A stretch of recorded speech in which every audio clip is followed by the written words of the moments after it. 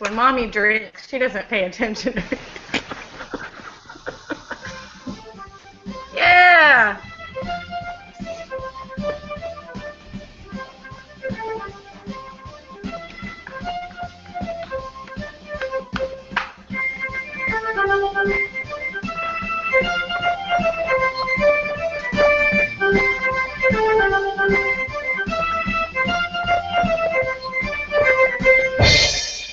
Woo! Welcome to the Meeple Syrup Show, where designers discuss design. We're on episode 50. Woohoo!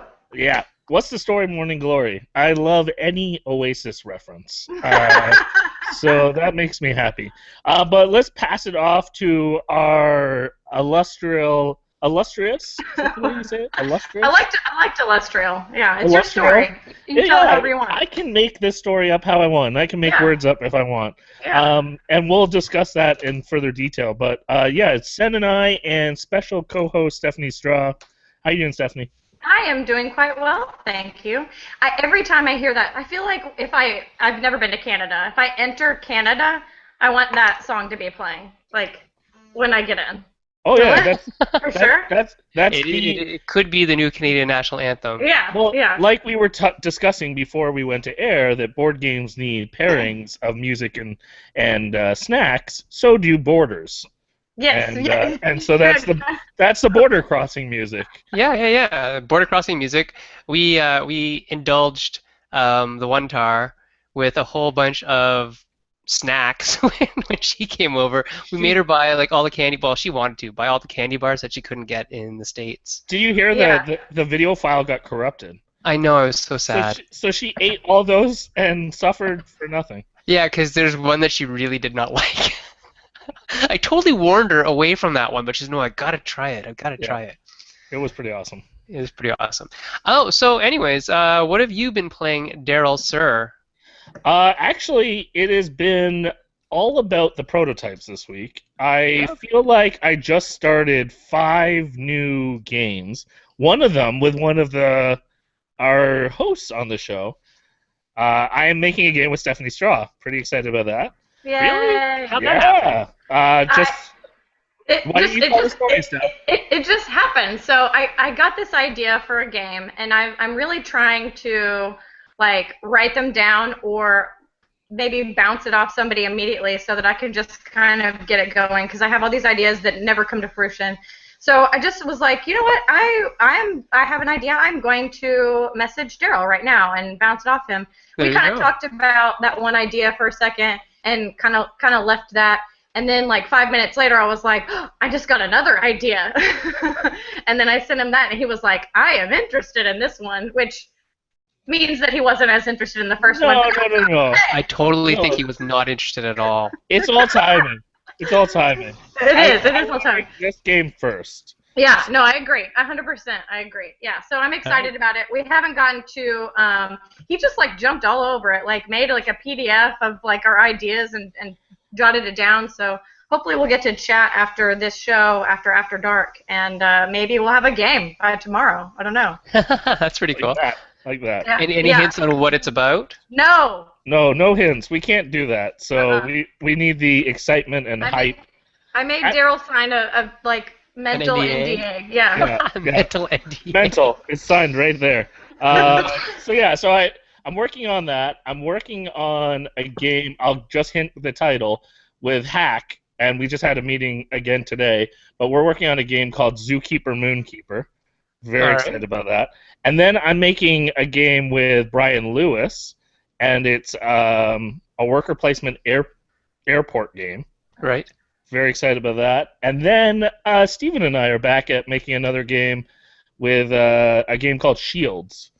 So, right, that one. I remember you talking about that. Yeah, before. so those are kind of what I have been doing. But what I'm excited about is I am playing Lagrange on Friday.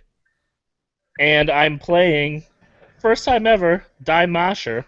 Oh, yes. On Saturday. Yes, with Scott.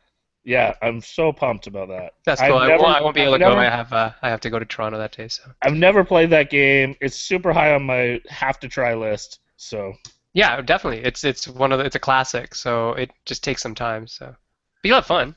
It's good. Yeah, I'm pumped. Yes. I'm pumped for you. Yeah, Yeah, I mean, it's going to be 5 hours of glory. That's what it's going to be. Yeah. I mean, you hope it will be. Oh, But yeah. no, it will be. It should be. It's the It kind of should game that just it gets that way anyway. So. Yeah. But how What are about you you, doing, Steph? Yeah.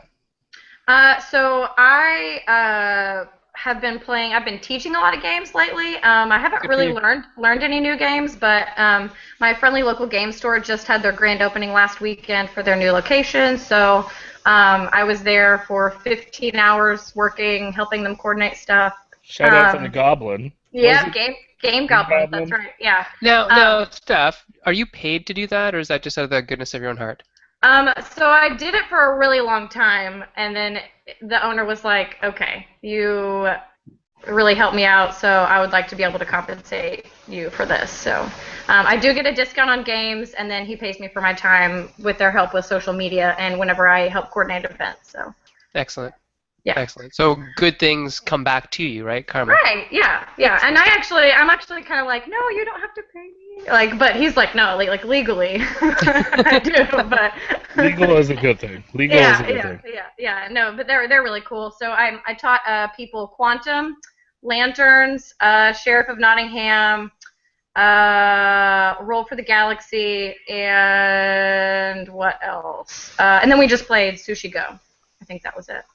That's cool. Yeah. It's a lot of good games. So, yeah. Good games. So that's what I've been doing. Excellent. So today, I actually finally got around to playing Pirates vs. Dinosaurs. And Daryl's like, why did you do that? Why would you do that? Because Design challenge. my Are you giving- kids wanted to play it. Spoiler: the Pirates won. They did. The dinosaurs really don't win. So this is a game by Richard Linnaeus and with art by the wonderful Josh Capel, and it's actually, for playing with Ethan and Eli, playing with the monkeys, it's actually not that bad of a game. There's a lot of take that. There's a lot of just dumping dinosaurs on people and trying to get there. And Daryl says it the best. It's a game that has really good components, and it's got such a neat flavor to it. It's just mechanically, it seems a little bit undercooked. I mean, Richard Linnaeus is kind of known for his brutality in his games. He's not forgiving. His co-ops are super hard. I mean, Defenders of the Realm, I played like probably 25 times before we won our first game. So. Right. Yeah, that's kind of how he designs games. So I feel like, though, this is like a game that he had an idea. I don't know, and I'm sorry for speaking for Richard Linnaeus here, but I feel like it was a game that he had an idea for, and then maybe like he forgot he signed that game, and then it just got made, and it was like, oh, whoa, like you made that game? I only pitched you an idea. No, actually, it was an idea from the son of the Jolly Roger guys, and it got Richard to make the game. Yeah, and it feels half cooked, like. And that might be why, because it wasn't like his idea that he then brought. That it was sort of like a commissioned idea. Because it's my number one game that I want to make print and play rules for, using everything in the box. Like just first. Like I was just watching. I rewatched Apollo 13. Where they have to make like the square filter fit in the round hole, and they're like, step number 1, rip the cover off of your mission plan. That's what I want to do. Step 1, rip the rule book, and then step 2, make this game into a good game. I'm sorry, but. I love Richard Linnaeus so much. Which, with all respect to a far better designer than I, that game is just one of the ones that didn't connect for me. Interesting. So we're telling stories about games, but let's move on to our guests and bring them in. We're gonna bring Sara Quinn, and where she's going? Shore and broadcast. There she is. And we're going to bring in Jim Pinto and Jessey Wright, and last but not least, the person who showed up last, Brendan Quinn, Sarah's husband. Let me see. Oh, I gotta bring him. There he goes. Oops, clicky. There it is. Wonderful. So We have today a panel of game designers who are here for one specific purpose and one specific purpose only, and that is to talk about storytelling in games. And the whole reason why this came up is because of Yves Tournier, who is one of our friends, co-designer with a couple games with me and whatnot, and he's actually online right now. I should get him to watch, but he probably won't because he's probably tired.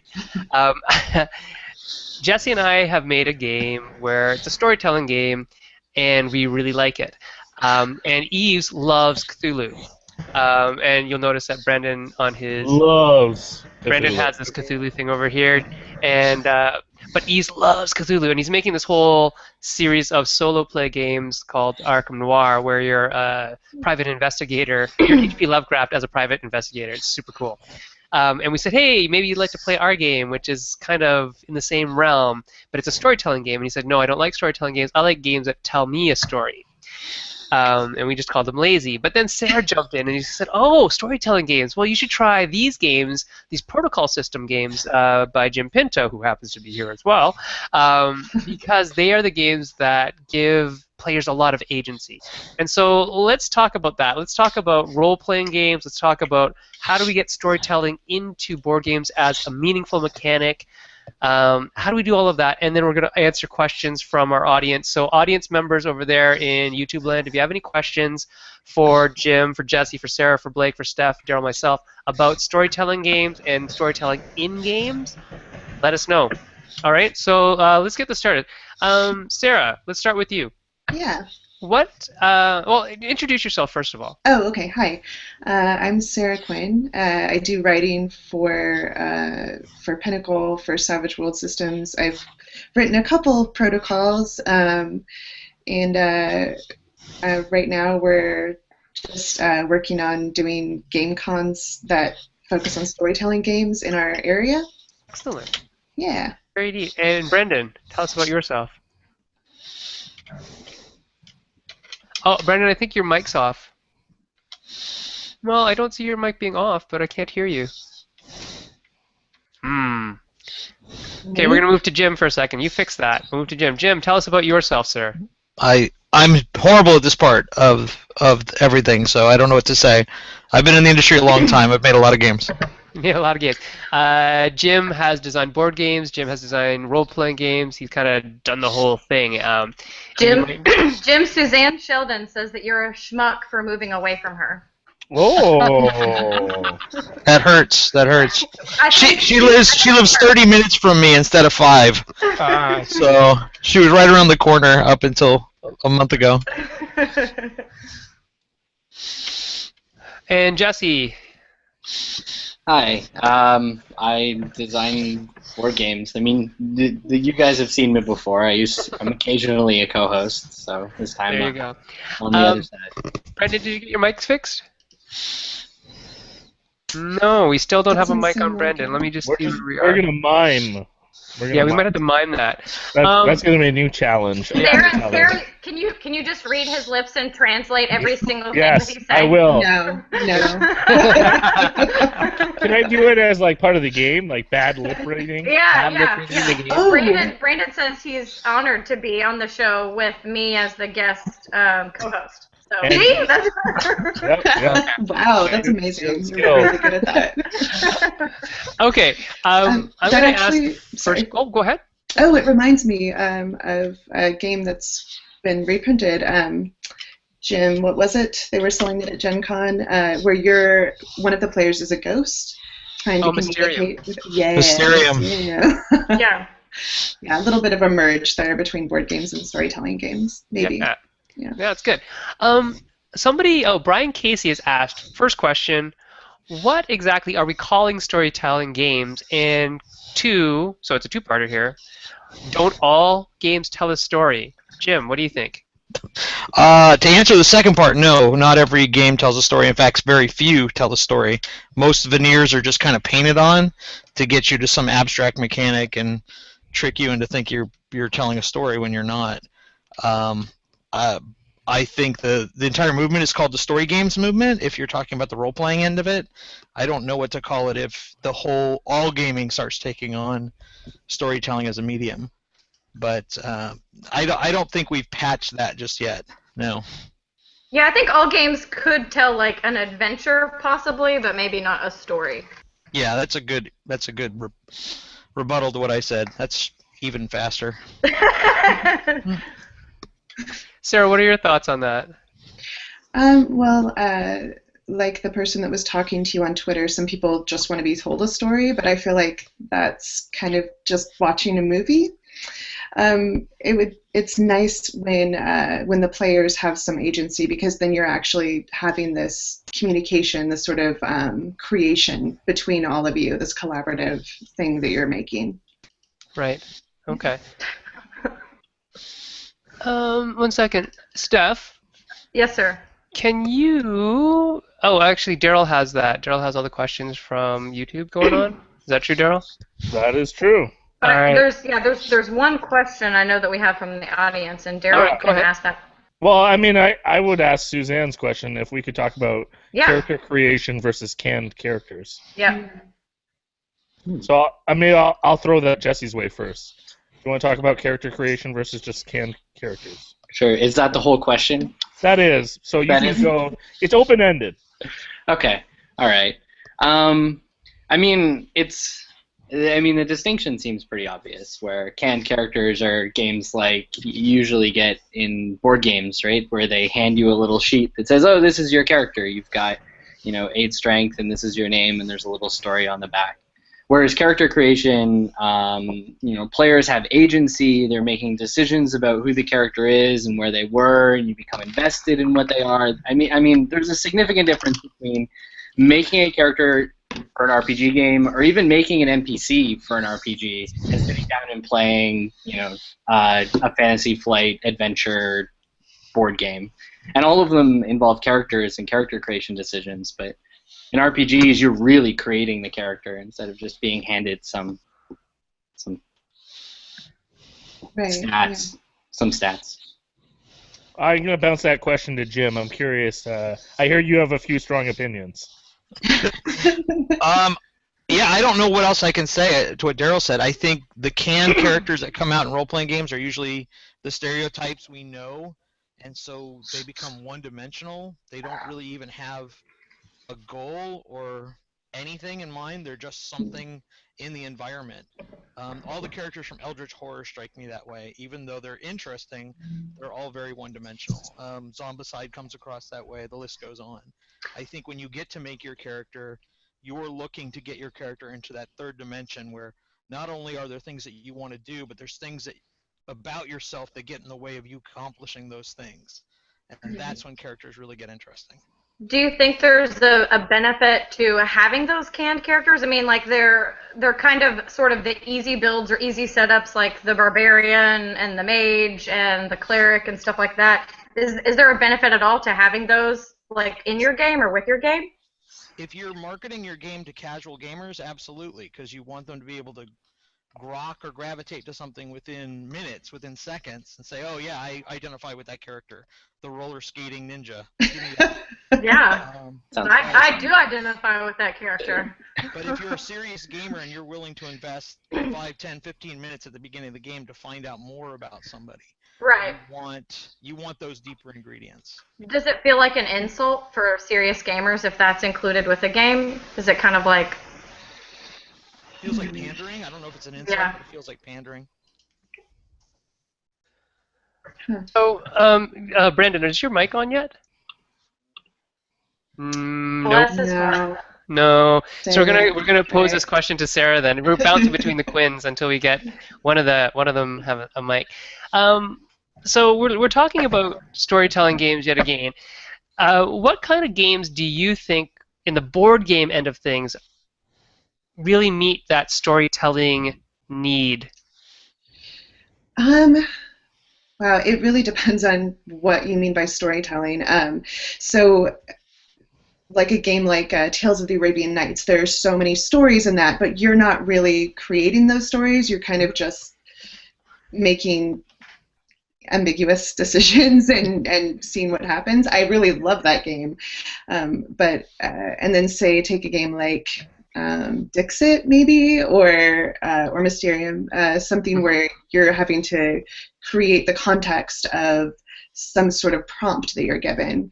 I think that those are two really distinct styles, and I know that a lot of people that are traditionally board game players, or even traditionally role-playing gamers,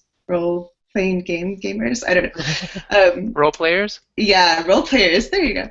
They are sometimes uncomfortable when there's not enough structure because they're used to having those stats and things that make up that character. You guys earlier were talking about having canned characters and created characters. Even if you're playing, D&D or Savage Worlds or any of those role-playing game systems, a lot of times you have semi-canned characters. You can create from scratch your character and just say, oh, this is the warrior of the group. It's more challenging for people, I've found, generally, to build their character when there isn't that structure in place. Mm-hmm. Does that make sense? I know I kind of went off of the original question a little bit. No, it makes sense, totally. Jessey and Jim, if you guys ever want to tag on to the end of what anybody else is saying, feel free. So let's bring that to board gaming then. Jessey, what do you think about mechanics? Because Sara actually hit on one of our big things about, in Arabian Nights, we're really not actually telling a story, we're reading a story. Mm-hmm. And how do we make that change mechanically in board games so that we get more of the storytelling elements? What are your thoughts? Right. Well, I mean, this is the line of thinking that led us to designing Mythos, the game that led to the Twitter conversation argument. I don't know what it's called when you tweeted each other. That led to this. It's always called an argument if it's on the internet. Okay. All right. So but is it special if it's on Twitter? Is it like a twargument? A twargument? Oh my God. Please. I'm really Sorry, we're getting off topic. So I mean, I think part of it is putting a structure in place that both helps the board gamers and the kinds of people who aren't familiar and comfortable with the freedom latch on to something so they can get started. I think we were calling them hooks when we were designing the game, trying to think about ways to hook players and give them things to grapple off of. But then also mechanics that encourage players to tell stories and make the content of the story matter somehow.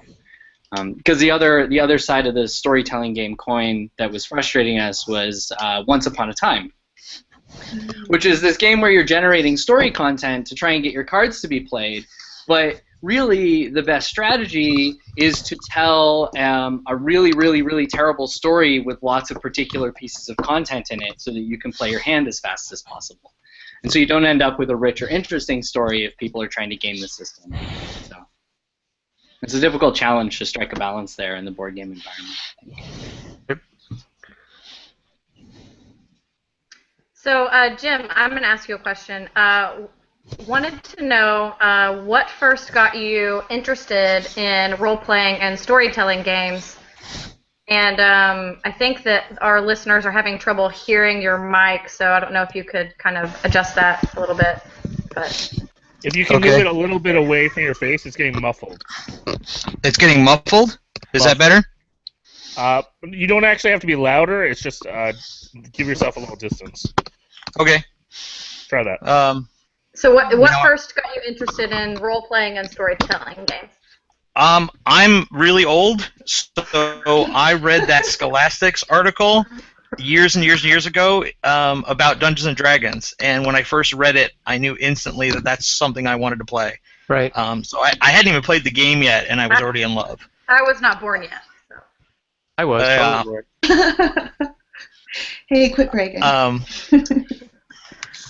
So that's what dragged me into it, and then I never got into. I moved around a lot when I was in high school, so I never got into the hack and slash era that everybody else got into. And so by the time I was in college, I was just telling stories because that's what I thought role-playing games were supposed to do. And had I known that I was that far ahead of the curve in terms of how the story movement was going to change gaming, I probably would have sat down and wrote something that played like how I was playing, back in the mid '90s. So you weren't And you weren't instead- playing Dungeons and Dragons or anything? You were just kind of We doing were just your sit- own thing? Yeah, we were sitting around a table. We'd have character sheets, but we wouldn't really use them. We'd never make die rolls. We would just engage in a world and play the characters telling a story. And so we were having agency before we knew what the word agency meant. Yeah, that's really cool, actually. Very interesting. Totally freeform. Sarah, Yeah, exactly. I have a question from the audience. Suzanne asked, what does storytelling add to board games? Do board games need storytelling? I mean, some board games can't handle storytelling, but I mean, I think storytelling adds a lot to any game. And I'm kind of going to repeat myself a little bit, but it lets you actually play with the people that are sitting around the table with you instead of you just playing with the board. It adds that sort of actual communication between players. Jessey? Yep. In those regards, do you think that storytelling games are a separate entity from role-playing games, or a separate entity from games that use storytelling? What do you think? So, I mean, yeah, that's a tough question. At first, I thought you were going to ask me if I thought they were a separate entity, and so, I mean, my answer to Suzanne's question would have been that I see storytelling games as a separate genre of board games to some extent. As to the question you just asked, I see that as sort of on a continuum with role-playing games, and that might just be because I'm an RPGer first, and so I always see storytelling through the lens of role-playing games. But I mean, it seems to me that they sit on a continuum where you can go from totally freeform RPG systems like the PDF of the protocol system that we got to look at, all the way down to a storytelling board game that has lots of structure and board and things on the table to help you move stuff around and guide you in telling your story, but doesn't give you as much agency and freedom as on the other side. But they're all still engage the players by having you create stories together. So you see more of a spectrum, or? Yeah, that's right. That makes sense. So, Sarah, what are some good examples of storytelling integrated into board games that's been done well, in your opinion? Or if you don't feel like anyone has done it well, how do you think that should be done? Without insulting, Everyone sucks. Yeah. I'm gonna get a horrible hate Twitter mail. So mad. Yeah. Well, I mean, games like Dixit are sort of the really free-form side that can still maybe technically be called a board game, I would say. Like, what about something like Mice and Mystics? Yeah. Yeah, it's really, really structured, but there's also some storytelling. Yeah, I can see that. I mean, sorry, go ahead. Yeah, do you feel like that's more like Arabian Nights, where there's like story there that you're reading and that you're not as involved in the story, or do you think that you're... I think with Mice and Mystics, it depends on the players. You can kind of, you can insert a lot into it, or you can kind of just, be your sort of quiet gamer that just does what's necessary. But yeah, you can definitely get some story in there. I don't know, just watching some of the board game shows on YouTube, like Will Wheaton's show. It's kind of interesting to see how much they add to it just for the sake of the viewership. It kind of... they are actors. Yeah, totally. For the most part. And random guests. But yeah, you can do a lot, I think, as a player to make a game more engaging for, like Sheriff of Nottingham or something. You could kind of, play the rough and tumble sheriff, you're not getting into my Nottingham or something like that. Yeah. Sure. I mean, we do it with Samurai Spirit. I've seen it done with Kill Dr. Lucky, even though that really doesn't have any storytelling. I've seen people role play just because they want to, because it's fun. So yeah. That's cool. Jim, I was wondering, I'm not as expert and RPGer as many others on this panel. I'm curious, what are some of the kind of like the sins of newbies to RPGs? What are some of the things to avoid or things to make sure you do when you're jumping into an RPG? I think the most important thing to do is to listen, to pay attention. Looks like you're still talking, but I don't hear anything. No, he's okay. You can keep going. All right. So I think one of the most important things to do is to listen and pay attention. I think if it's your first time playing, 90% of your time should probably be spent listening and paying attention to how everybody else is doing it. Because they're probably committing sins too, but at the very least you're learning the social contract of how this group operates. And maybe that social contract's not for you, and you need to go somewhere else to get the gaming experience you want. But listening is the most important thing you think you can do. The most important thing you should probably avoid is thinking that winning or succeeding all the time is story, and story is not success. Story is the side effects or the repercussions of taking action. And there's so many ways that I can describe that, and so many games that I could point to say this is that done right. But I think I want to hear.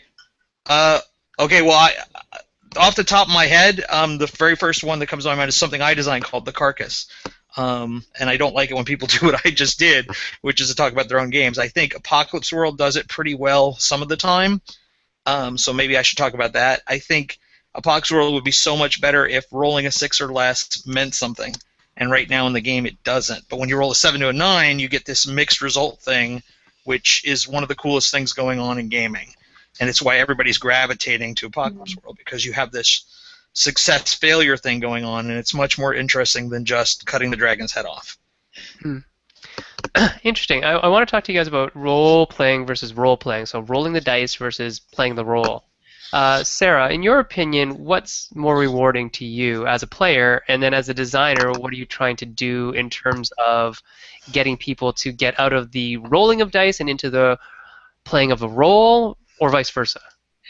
Okay. I think that it's important to have a good mix between, like people say, to have a good mix between strategy and chance. It's also good to have a good mix between chance and role-playing. So rolling the dice has to mean something, but if it's the only thing that means something, it's kind of lame. I don't know. When I'm designing something, I want people to be able to try all kinds of things and to not have just one or two ways that they can go. I want them to come up with something on their own and try it and have it do something that maybe I didn't even expect. That's sort of when I feel the most successful in something that I've written, is when someone does something really cool that I never even thought of and it works. Absolutely. I want to follow that up with Jessey. I'm curious, so what are some different motivations as a designer you might use instead of winning? What are some ways that you can point people or pull people in a certain direction as a designer? So I guess to spin off of some of the things that Jim was just talking about, one of my favorite mechanics to see in role-playing games is when failures are desirable for story reasons and failures are significant. So I mean, that's something I've been trying to explore in board game design recently with limited success. So to give a role-playing game example of just a game system that I think does this well is Mouse Guard. With the way that they have the experience system set up, you need to fail sometimes in order for your skills to improve. And what I've seen this do to players is it encourages them to throw their characters into circumstances where they realistically shouldn't attempt to do that, or they shouldn't try to do that. It's beyond their skill. They challenge themselves because they need to get those failures to improve their character. And then sometimes they succeed in spite of their efforts to try and fail, and it leads to these really interesting, exciting twists in the story, all of which is motivated by this strange mechanical desire to fail at a task. So, I mean, I think failures are more interesting than successes, and I love it when games embrace that. Cool. So speaking of like failures and emotions, Jim, so storytelling and role playing usually adds in like some emotional aspect because you have a character and you're typically emotionally tied to that character, how do you differentiate between like real life and in character? Like how do you mitigate that, make sure that people aren't, if I'm really attacking someone in game, making sure that everyone understands that that's role play and that that's not like, I really don't like you as a person. This is just we're playing a game. Like do you struggle with that, or how do you mitigate that? Well, I'm not 14 anymore, so I don't necessarily have that problem. But I think with maturity, that stuff goes away. With trust, that kind of problem goes away. Again, the social contract, if you're playing with people you know, or at least everybody recognizes the difference where the line is drawn. A lot of groups, they will just, once you're in the game, you're in character. And that rule is established for those for those same reasons, is because people take things too seriously, or they don't stay in the game, or they go on tangents, or whatever. Any of those elements can ruin the fun. And if you're not, I don't know what the word is here, but if you're not mature enough to handle the fantasy versus reality edge of gaming, then I don't have a very good answer for you, unfortunately. Yeah. So do you, just a follow-up question, do you like ban things like cell phones at the table, or like outside distractions, or do all of your friends just kind of play without those, or do you feel like you use those things and everybody still is in the game? Well, actually, we just played at Sarah's house on Saturday night, and nobody had their cell phone out, and I didn't have to say that. It just, I don't know if it just happened. Sarah, I don't know your friends well enough, but yeah, we were having fun, so yeah, we focused on the game. But yeah, real life creeps in. People need to have their cell phones handy in case the baby is sick and they've got to race out of there. Yeah, and that happens. So I don't know I don't have a right or wrong answer to that. It just depends on who your group is and how immersive they want to be. Mm-hmm. I will say this, if you don't mind me. Jump in. Go for it. Okay. So I've been with a new group before that I had never gamed with, and I had to tell them, like, I'm not an asshole. My character is not very nice, but it's not me, I swear. I like you guys. Yeah. So, I mean, you never know with awesome. new players. Sometimes it's a little bit iffy, because, Yeah, new groups are rough. Yeah. Once you get to know people you're gaming with, it's a lot easier to just sort of dive in. I'm a really great in-game asshole, like really great. Well, okay, I'm gonna follow that up with you, Sarah, because I'm curious. Could you give some tips to our listeners who might be starting a new group or trying to make a group that's inclusive, that is a safe space that people can really explore and have fun? What are some tips that you would give to people to make a group work well? Wow, okay. A safe space. If you're going to play a game that has really difficult material, it's probably a good idea to say, like, hey, there might be some triggers around these things that we're going to talk about, so this isn't a game we should play, let's do something else. But just in general, how to have people feel more comfortable with sort of getting into their characters. Is that more the question? Yeah, just okay. Especially if you have new players, like what are some of the things that you might say? I guess if you want to make sure that everybody feels okay, just kind of say, hey, so we're going to be role playing. If somebody's being an asshole, it's probably just role played. I mean, I guess I don't really game with people that tend to have issues with that, but I'm just careful about it because I tend to worry too much about those things. If you're a new player and you're not sure if you're doing the right thing, like Jim said, just listen for a while and kind of see what everyone else is doing. If they're just going with it, then you know that you're pretty good to just, get into it. I would like to add to Sarah's answer. Sure, go ahead. Please I live on the west side of Washington, near Seattle, and there's what's called the Veil. Everybody in the area sort of uses this in their games, and the idea is that if something comes up in the game that you don't like, you just, and it's especially used with new groups. We do a lot of meetups. And when you call the Veil, you're just Xing out something in the game. You don't have to explain why you don't like it. People just write it out of the story immediately, and you just continue playing. And it could be something like spiders or the color blue or somebody named Nick, something that bothers you about the story. And because you're coming to it from all these different backgrounds, you don't know what's going to upset somebody. That's So a really you good just, idea. you just I call, like that. we're putting that through the veil, or how do you do Yeah, it? you said, can we bail that out or can we X that out? And then Okay. everybody just agrees to it. And I we've love never Yeah. we've never had a problem with it. We've never questioned anybody.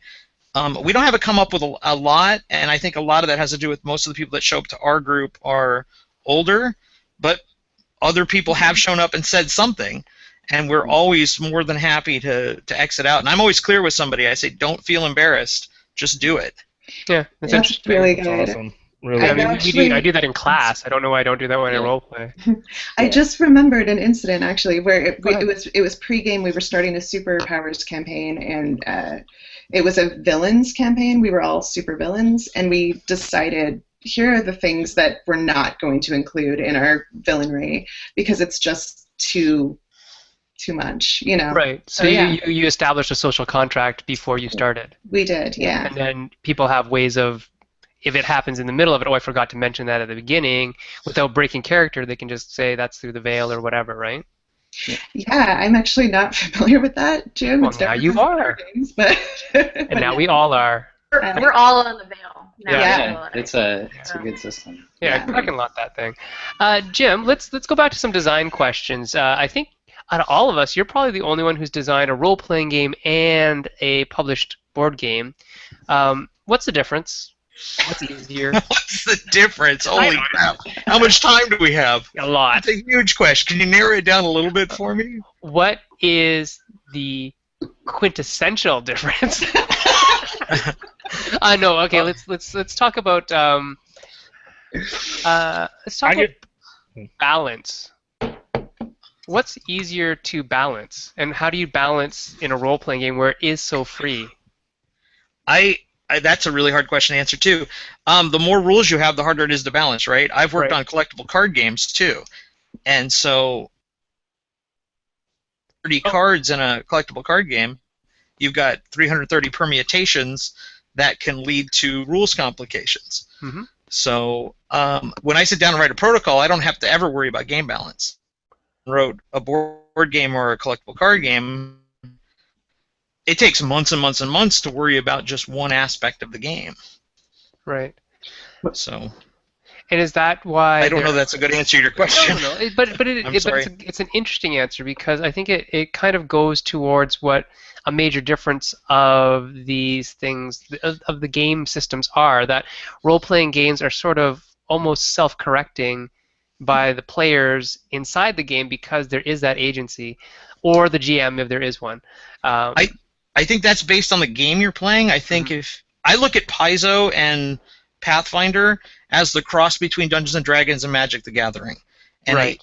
I think that the amount of crunch that exists inside Pathfinder exists to give so much agency as to not be able to be self-correcting anymore, because every book adds so many more complications and a power that is 1.1 times stronger than the last power they did in the previous book.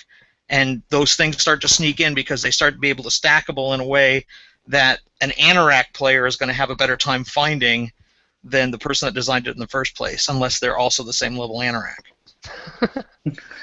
I like that. Steph, you're next.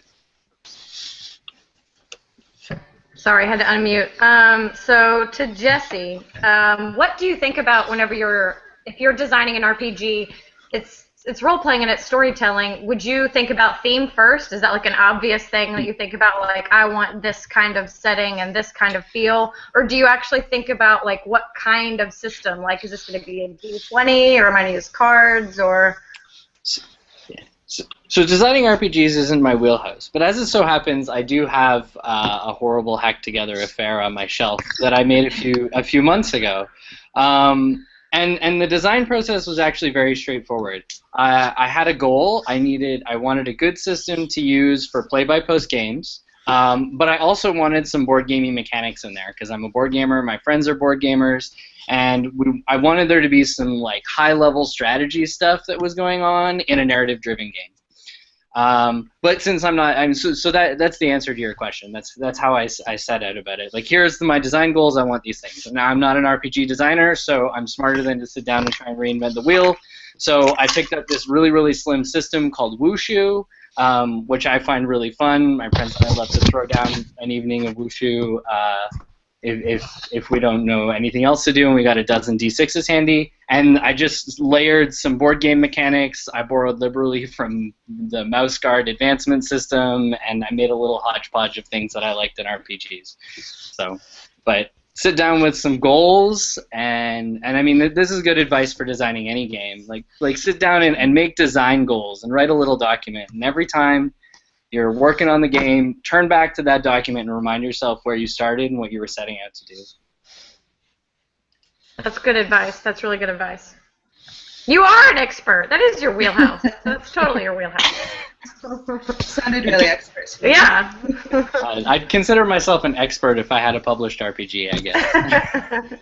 Or somewhat of one, anyways, right? Yeah. I would like to add to that Yeah, if you have a design goal in mind, and I agree, Jesse, absolutely have a design goal, have a mission statement about what you want your game to be, but also know that you're probably going to gravitate away from it at some point. Yeah. At some point, you're going to find out that your design idea was a bad one, and but there's still something there worth saving, and you're going to move to a new level. My 100 AD board game started as a really, really, really bad game, and I kept working at it, and now it's nothing like what it started at. So if I adhered to my design document, I'd be publishing a bad game. Yeah. That's a really good point, actually, that you have to let your game evolve. I think writing RPGs is a lot like writing stories, honestly, because you have an idea and then it evolves over time, and yeah. Jim, I'm curious, when it comes to you've designed board games, you've designed RPGs, how do you go about playtesting RPGs? I knew this kind of question was coming next. I don't know how I knew this question was coming next. You're psychic. I said this once in an interview, and I'm going to say it again. Most playtesting is a waste of time.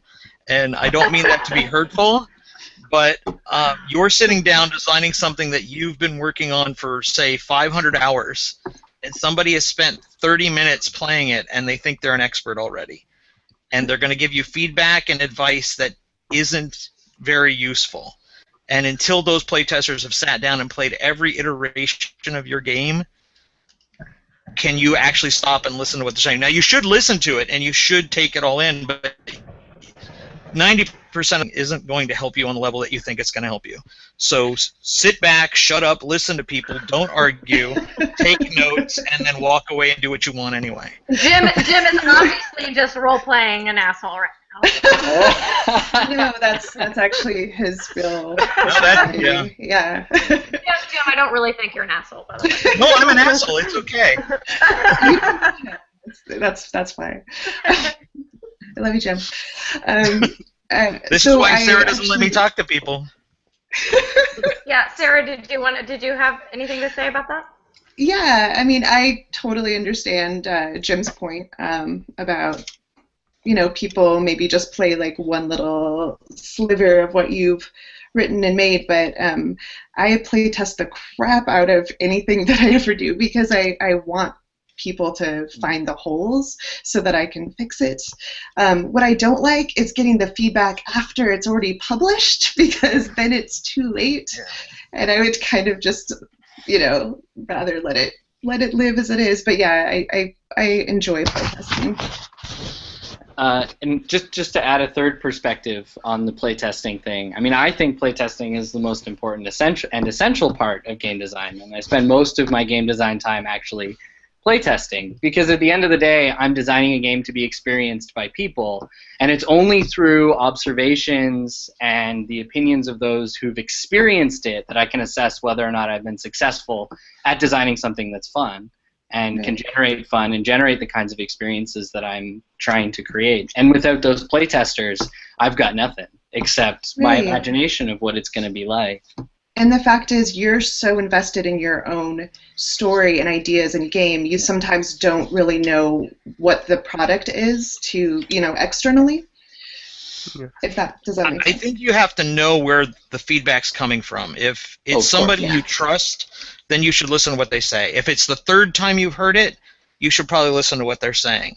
Most playtested feedback that I get is people trying to thumbprint what you've already designed and get their version of the game made, not your version of the game made. 100%. I agree. I definitely agree with that, Jim. There's a lot of that. And that doesn't make I don't want to say the playtesters are bad people. Nope. They're human, just like you, and so they're coming to it from a very egocentric point of view. My favorite quote about that is, I love the game, don't change a thing, just throw it in the trash. Who said that? Someone jokingly said that. Okay. Sarah, let's talk about Savage Worlds of Horror. Oh, Horror. yeah. Savage Tales of Horror. Savage Tales of Horror, sorry. No, it's okay. It's for Savage World systems. I figured it was. Perfect. And that's your project, and... It's a lot of people's project. Ah, I'm one okay. of the authors. There are, I don't know, I'm hoping Brendan will text me with a number, but yeah, there are 15 or so. Shane Hensley, the owner of Pinnacle, he's actually one of the authors in that book too. But yeah, we wrote one for East Texas University, which is kind of a Buffy the Vampire Slayer-ish setting. Sure. Yeah, kind of a modern day, university horror setting. It's pretty fun. Yeah, we were able to play test. It's cool. I like Savage Worlds a lot, so. Yeah, Jesse and I enjoy Savage Worlds a lot too. So much so that I have it, look, right in front of me. Look at you. Source book. Oh, yeah, that's right. You told me you backed that. Yeah. Oh, I didn't back it. Oh. I just have it. Oh, okay. Cool. We like Savage Scott Worlds as well. that wrote that's actually Scott Woodard is going to be at Comic-Con in the Rose City Comic-Con in Portland. Ooh, excellent. September 18th, I want to say. Yeah. That's cool. I actually want to go to more Comic-Cons and less Game Cons in some year. Stop it! I know, it's weird though. It's weird. I mean, go to Comic-Cons too, but you have to still go to all the gaming conventions that I'm going to. I know, of course. I will try. Daryl, are you up next, buddy? No, I'm up next. Oh, to good. Jim. Stuff's up. Speaking of, I'm glad that you did a Kickstarter segue, because I was going to ask Jim, what kind of RPGs and storytelling games have you supported, and have you backed anything on Kickstarter? Do you look at stuff on Kickstarter, or what's your general feel about? There seems like there's a ton of RPGs on Kickstarter lately, so I didn't know if you looked into any of those. Yeah, I've backed a lot in the past. I really like Darkest Age. I backed that one. I tend to avoid anything that just looks derivative or poorly presented, bad graphics, that sort of thing. But I honestly, if I see something I like, I want to back it because I want to see these guys get their product made. Because I know what it's like to be at that point where you're struggling to get your ideas across to somebody, and Kickstarter is sort of a way of being heard, if you will. Can you think of some of your favorites for that you've seen on Kickstarter? Darkest Age. I backed. What's that magic one? There's World of Magic, or it's the one that Ross Kalman just did. I forget what the title is. It's something of magic, Land of Magic, World of Magic, something like that. And you get this nice scroll map that you roll out to move on and play on. And I've played it before it was kickstarted.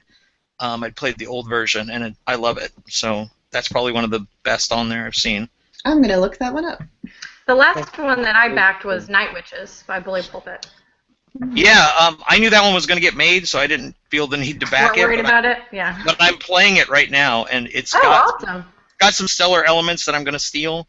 I don't know how you're supposed to play that entire campaign. It is just too long. Oh wow. Okay. But it's a good game. It's a good game. Mm-hmm. I'm gonna point this one to Jesse, but I'm curious. We just talked about some new games that are coming out at Kickstarter. What are some games that you would highlight from the past that were some of your favorites all time, and that you would highly recommend to people that are trying to find an RPG that's good for them? RPGs that I would highly recommend to people? Yep. Well, I mean, a lot of finding a good introductory RPG is knowing where you're coming from. It's kind of like introducing someone to a new kind of food. You need to get a sense of their palate before you can give a good recommendation. But I mean, that said, I've... if they had your palate. If they had my palate? Oh. If you knew what you knew now.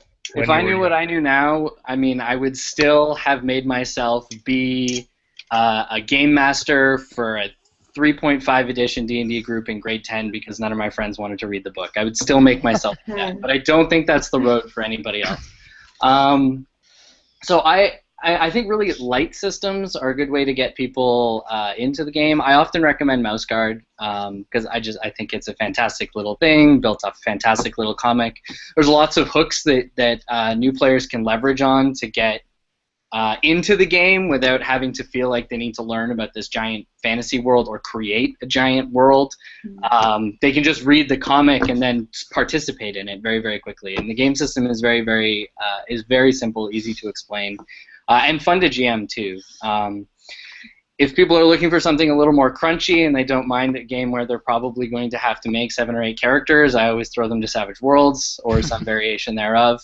Additionally, if people are the kinds of people that are interested in really fancy, cool, weird smash-up worlds, I also throw them to Savage Worlds because some of the existing settings for that are just phenomenal to read and play through. Necessary Evil is one of my favorite games that I've run. So Yeah, that was the villain campaign that I was referencing earlier. I was wondering. So, Yeah. so those are my top 2, depending on the individual's needs and tastes. Is Mouse Guard or Savage? They're actually coming out with a new version of Necessary Evil, just FYI. I'll keep Whoa, my breaking news. Yeah. Tremulous is a good one, too. It's a good little RPG to, Reality Blurs does it? Sean Preston? Yeah. I it's nice. like Fiasco for getting new people into like role playing and storytelling, or actually Yeah. Dungeon Crawl Classics. I kind of like actually. It's probably Jim hates that, right? Because it's like probably everything that he hates. But I do like the relationship-based stuff that's in Fiasco. That's kind of cool. Mm-hmm. Yeah. Jim, you have See, some, and I always thought Protocol was better than Fiasco. I don't know how I got to that conclusion.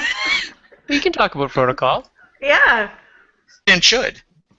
Yeah, tell us a little bit about that because we're about 5 minutes from the end of the show. So tell us about Well, Protocol. it's the best version of everything we've been talking about so far. I mean, you shouldn't play any of the other stuff. You should play Protocol. Nice. I originally devised it because, first of all, it was Ross Kalman's Life on Mars that inspired it. It was the simplicity of the language in that game. But the reason I sat down and made it, I was sick and tired of the 2-hour prep to all these zero prep story games that people were making. And they were one-shots, and you would sit there and make characters all day. Shock is a fantastic role-playing game, but it takes 90 minutes to 2 hours just to set up. And the original idea for Protocol is you're done in 2 hours. You make your characters in 10 minutes, you're into the story, and you're done with the whole thing in 2 hours. And you have time to play 2 of them in an evening. And then I made the price point $3. So why everybody in the world isn't playing Protocol, I can't figure out. I'm gonna play it right now. You should, by yourself. I am right playing now. it Tell right us now. how it turns out. We This whole actually had Jim over to our little... Oh, I'm so sorry. No? Oh, you're fine. You go, Sarah. We had Jim over to our local game con, and some of my friends went through one of the protocols, and they were still talking about it. So that's pretty cool. Yeah. I'm thinking Jessey and I do a bunch of, well, Jessey mostly, but he's going away to the UK in 14 days? something like that, yeah. Yeah. But at the cafe that's near our place, we usually had a D&D campaign going for a little while. And I'm still running it. Helena, my wife, is actually taking it over for me next week. oh, good, cool. But I was thinking that we could do like protocol days or something because they're kind of one-offs, right? Yeah, Brendan, that isn't here because of mic issues, he actually puts them in his campaigns, his Savage Worlds campaigns. Yeah. Okay, cool. Well, you know what? We're up to that time where we got to go to last questions. But after this, we're going to do our after show. So if you're on the YouTube links, you can find us. But we'll of course post the after show afterwards. So let's go to last questions. Let's see. Who am I on? Jim, I'm on for you, sir. What is one hint you would give to new game designers who are trying to inject more story into their game? One hint? You mean advice? Yeah, piece of advice from a veteran, such as yourself. Yeah, that's a tough question. You put me on the spot. I think I think the thing that stops story from getting into games is the adherence to rules and the adherence to success. I kind of said this earlier. Mhm. I think most board games have a framework that stops them from having more story, and I think story is a byproduct of people reacting to decisions. Video games don't really typically have stories. They have a movie that you watch, but at the end of the day, if you play the Walking Dead video games, you've only made decisions that affect the outcome. The story was the same all the way up to the end. Mhm. So there's very little story. There's a lot of narrative, but not a lot of story. That's a critical difference, right? Good point. Good point. So I think the advice I would give to game designers is to allow people to react to things that go on in the game, but don't take away the player's agency. I could circulate this back to something I've designed, but I don't want to. I don't think that's fair. But I think if you were to sit down and do, say, a Dead of Winter, Dead of Winter in concept is genius, but in execution it fails to have the level of story that I wish that it had, because you're sitting there listening to somebody else talk for so long. And maybe my game experience with it was not very good, but a lot of the time was just spent watching people think. Good. Okay. Okay. Who's up next? Daryl, are you next? We're done, bro. I was. Well, all right. I'll go next then, Okay. because I guess we Stop. don't follow the notes. So I can't see them anymore. Sorry, they've scrolled way up. it's all good. You can scroll up, but I'll go next to Jessey and ask. You've been on the show a few times, and obviously, so you've kind of handled this question. So I'm going to reword it in a little bit of a way. But I'm curious if we've already talked about some of the restrictions to adding story to games. Can you encourage or maybe inspire some designers out there what they're missing? You know, what because of a lack of story, so that maybe people will get a hunger for, you know, what some of the things you engage by having more story. Well, I mean, Sarah. At least I thought that Sarah had provided that motivation earlier when she had mentioned that story. Like when you have story elements in the game and you give players agency and let them, react, as Jim was saying, to what's happening in the game, it all of a sudden becomes a game where you're playing with the people around the table, not playing with the board that other people are also playing with. And so, it's about bringing the sort of full table experience together and getting everybody involved in a new dimension of play, I think, compared to what normally happens in a board game.